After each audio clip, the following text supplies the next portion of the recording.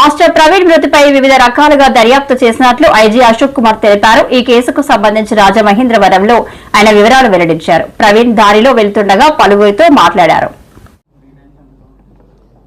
ఇవన్నీ readymade bottles అండి. అంటే అప్రాక్సిమేట్ గా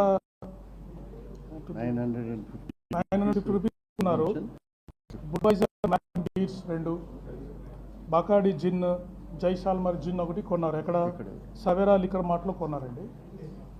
దెన్ శ్రీ ఆదిత్య వైన్స్ కోదాడలో Budweiser Magnum beers 2, Royal Challenge whisky ఒకటి తీసుకున్నారు. నిపుణ్ టానిక్ వైన్స్ లో బేకాడి జిన్ ఒకటి తీసుకున్నారు. ఇట్స్ అప్రాక్సిమేట్లీ ఏమండి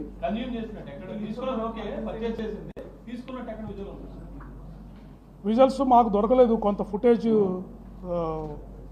ప్రస్తుతానికి మా దగ్గర ఉంది కానీ అది క్లియర్గా లేదు. బట్ కన్సంప్షన్ చేసినట్టు మనకు ఎవిడెన్స్ ఉంది. పర్సనల్ బిలాంగింగ్స్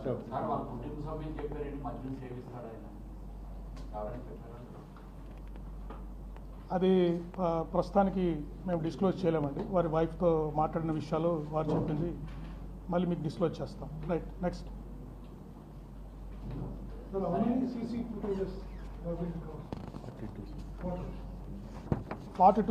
ఫుటేజెస్ అంటే దాదాపు 400 నుంచి 500. అంటే ఇప్పుడు మనకు ట్రాక్ తెలిసిందండి.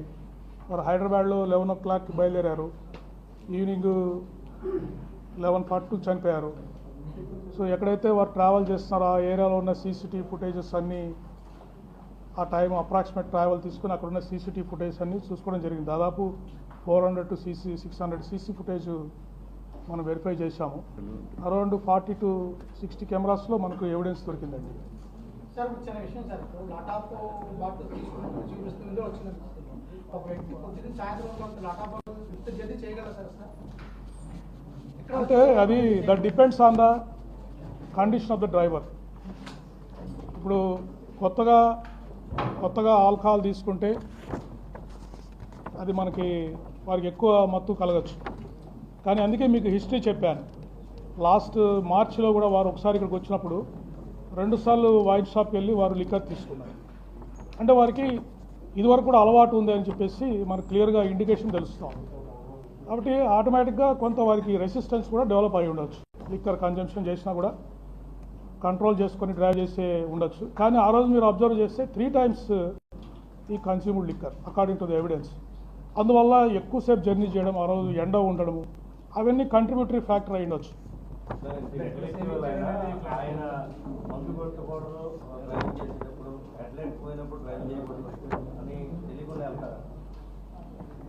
అది వారెందుకో అందరూ మనకు విట్నెస్ చెప్పిన ప్రకారం కూడా ఎక్కడ వారు వారించి రెస్ట్ తీసుకోండి, తర్వాత కొంతసేపు ఉండండి, ట్రీట్మెంట్ ఇస్తామంటే చెప్పి కూడా వారు ఎవరికి కోఆపరేట్ చేయలేదండి.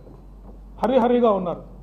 వెంటనే అక్కడ ఫర్ ఎగ్జాంపుల్ పారామెడికల్ స్టాఫ్ వచ్చారు, వారు ట్రీట్మెంట్ ఇవ్వడానికి ట్రై చేశారు.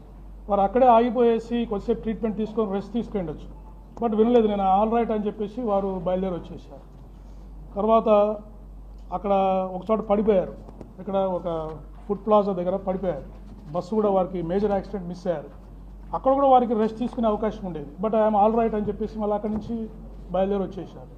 ఇప్పుడు రామవరం పౌడర్ రింగ్ దగ్గర SI స్టాఫ్ వారిస్తున్నారు, కొంచెంసేపు రెస్ట్ తీసుకొని పోండి, లాడ్జ్లో ఉండండి, మీరు తీసుకోండి అని SI గారు చెప్పారు. సరే అక్కడ ఉంటాడులే అని చెప్పేసి పక్కకి వెళ్ళి వచ్చే లోపల బండి స్టార్ట్ చేసుకొని వారు వచ్చేసారు. అంటే ఈ వాజ్ ఇన్ హరీ, త్వరగా ఏదో రీచ్ కావాలనే ఉద్దేశంలో వారు ట్రావెల్ చేస్తున్నట్టు మనకు అనిపించింది. అది మనం చెప్పలేము. బట్ వారు వాజ్ ఇన్ హరీ, త్వరగా రీచ్ కావాలి డెస్టినేషన్ అనే ఉద్దేశంలో అనిపిస్తుంది.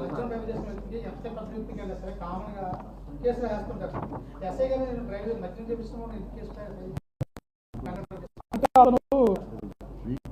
అతను వీక్గా ఉన్నాడు, అతని కండిషన్ బాగాలేదు, ఎంతసేపు అతన్ని రెస్ట్ ఇద్దాము, కౌన్సిల్ చేద్దాము, కొద్దిసేపు ఆపుదామని ట్రై చేసి అక్కడే లాడ్జ్ తీసుకొని పడుకోబెడదాం, అతన్ని రెస్ట్ ఇద్దామనే ఉద్దేశంలో ట్రై చేశాడు. అతను కొద్దిసేపు ఉంటే బహుశా ఫైన్ కూడా వేసేసి సీజ్ చేసేవాడేమో ఇంకొద్దిసేపు ఉంటే. కానీ ఆ అవకాశం ఇవ్వకుండా టీ దాపించారు. తీసుకెళ్ళి టీ దాపించి రికవర్ అవుతారేమో అని చూశారు. అంటే ఒక మానవతా దృక్పథంతో అక్కడ SI గారు పనిచేయడం జరిగింది. అందువల్ల అది చేసి ఆపుదామనేసరికి వారు త్వరగా బయలుదేరి వచ్చేసారు. ఏదండి ఆయన తెలియదండి, ప్రవీణ్ గారని ఎవరికి తెలియదు. వాళ్ళందరూ ఆయన కూడా డిస్క్లోజ్ చేయలేదండి. ఆయన ఐడెంటిటీ డిస్క్లోజ్ చేయడానికి ప్రయత్నం చేయలేదు. మీరు అబ్జర్వ్ చేస్తే కూడా వారు హెల్మెట్ పెట్టుకున్నారు, గ్లాసెస్ పెట్టుకున్నారు, మాస్క్ వేసుకున్నారు. అంటే ఐడెంటిటీ వారు కన్సీల్ చేసుకుని వారు ట్రావెల్ చేస్తున్నారు. దాన్ని క్లియర్గా మనకు అబ్జర్వేషన్లో అన్నిట్లో వస్తాం. అటువంటి ఏం లేదండి. అంటే మొదటి నుంచి కూడా వారు అంటే బహుశా త్వరగా వెళ్ళాలి డెస్టినేషన్కి అనే ఉద్దేశంలో వారు బయలుదేరి ఉండొచ్చు. అది వారికే తెలుసు. ఎందుకంటే ఎటువంటి ఫోన్ కాల్స్ లేవు. వారి వైఫ్కి విజయవాడలో బయలుదేరుతున్నప్పుడు వారు ఫస్ట్ మిస్ కాల్ చేశారు. అంటే బిట్వీన్ రాంబరపాడు అండ్ విజయవాడ ఫోన్ చేస్తే ఎత్తలేదు. ఎత్తకుంటే వాళ్ళ ఫ్రెండ్కి ఫోన్ చేశారు మరి వైఫ్, నాకు కూడా దొరకట్లేదు ఏమయ్యారు అని చెప్పేసి ఇద్దరు డిస్కస్ చేసుకున్నారు. కానీ కొద్దిసేపటికే విజయవాడ దాటే టైంకే మళ్ళీ వీరే ఫోన్ చేశారు, నేను విజయవాడ దాటుతున్నానని చెప్పి పొడిగా మాట్లాడి పెట్టేశారు. సో వైఫ్ థాట్ ఇంకా అయిపోయింది వెళ్ళిపోతున్నారులే అని చెప్పేసి ఆమె కూడా పట్టించుకోలేదు.